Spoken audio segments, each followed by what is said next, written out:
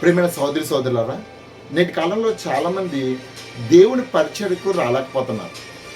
ఎందుకు రాలేకపోతున్నారని ఎవరినైనా అడిగితే గనక వాళ్ళు కామన్‌గా చెప్పే సమాధానం ఏమిటంటే గనక, నా పరిస్థితులు బాగోలేదండి.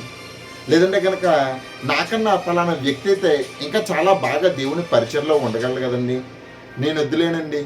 నాకు ఇలాంటి అంటే నేను గొప్ప కులస్తుని కాదు. లేదంటే నా దగ్గర డబ్బు లేదు. లేదంటే గనక నాకు నేను మంచిగా మాట్లాడే తత్వం లేదని చెప్పేసి దేవుని యొక్క చిత్తాన్ని చాలామంది వెనకాడుతూ ఉంటారు ప్రియమైన వాళ్ళారా. వెనకడుగు వేస్తూ దేవుని యొక్క పనికి దూరం అవుతున్నారు. అలాంటి వారి కోసమే నేను చెబుతున్నటువంటి ఈ మాటలు. చాలామంది మీకున్నటువంటి ఎబిలిటీని చూస్తున్నారు గానీ, పిలిచిన దేవుడి యొక్క కెపాసిటీని చూడడం లేదు. మోషే కూడా అదే అన్నాడు. మోషే ఏమన్నాడు? నేను ఇశ్రాయేలు నడిపించాలని నేను ఎన్నుకున్నాను. నువ్వు ఇశ్రాయేలు దగ్గరికెళ్ళు, ఫరో ఎదుట నువ్వు నిలబడి నువ్వు మాట్లాడు, నా పిల్లలైనటువంటి వారిని ఆ బానిసత్వం నుంచి బయటికి తీసుకురామంటే ఒకటన్నాడు.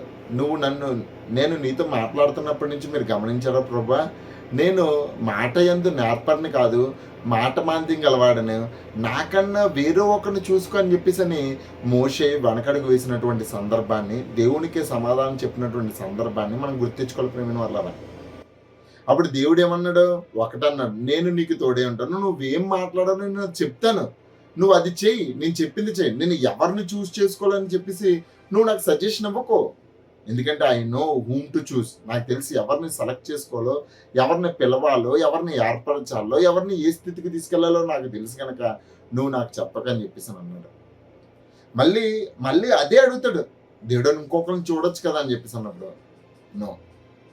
దేవుడు గద్దించాడంట మోషేని వెళ్ళనని అన్నప్పుడు. ఇదిగో దేవుడు మనకి కూడా, ఇదిగో ఇర్మియా ప్రవక్తని తీసుకోండి.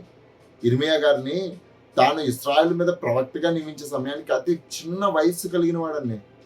అప్పుడు అంటున్నాడు మాట, నేను మంచిగా మాట్లాడలేను, నీ యొక్క మాటలు నేను చెప్పలేను.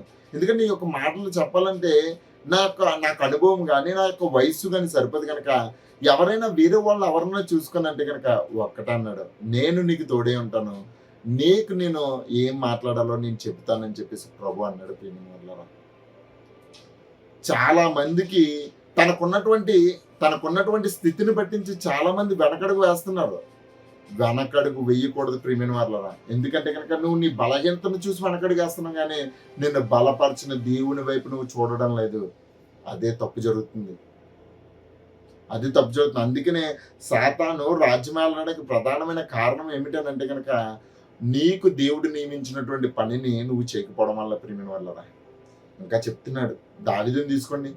దావీదు గొల్యాతుతో యుద్ధం చేసే ముందు అతనికి యుద్ధంలో మంచి నైపుణ్యం ఉందా? ఎన్ని యుద్ధాలు జరిగించాడు.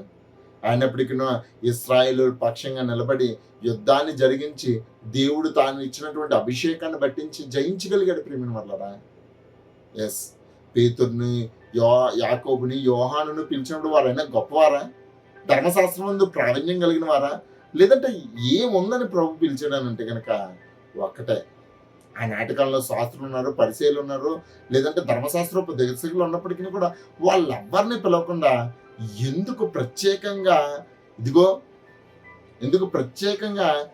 ఈ వాళ్ళని శిష్యులు పిలిచాడనంటే కనుక దేవుని యొక్క మాటలు వినే తత్వం వారిలో ఉంది కాబట్టి, దేవుని యొక్క చిత్తాన్ని నెరవేర్చాలన్నటువంటి ఉద్దేశం వారి హృదయంలో ఉంది కాబట్టి దేవుడు పిలిచాడు. చిన్నపిల్లలుగా ఉన్నారు, వాళ్ళు పరిశుద్ధాత్మను పొందుకున్న తర్వాత గొప్పవారుగా తీర్చబడ్డారు ప్రియమైన వాళ్ళ. నువ్వు కూడా ఒక్కసారి దేవుడు ఎందుకు పిలుస్తున్నాడో, దేవుని యొక్క కార్యాలు నీకు ఎందుకు అప్పగించాడో ఒక్కసారి గమనించు. నిజంగా నువ్వు దేవుని యొక్క చిత్తాన్ని నెరవేర్చగలవు. నీ దగ్గర ఏది లేదని బాధపడకో, అన్నీ ఇచ్చే దేవుని వైపే చూడు.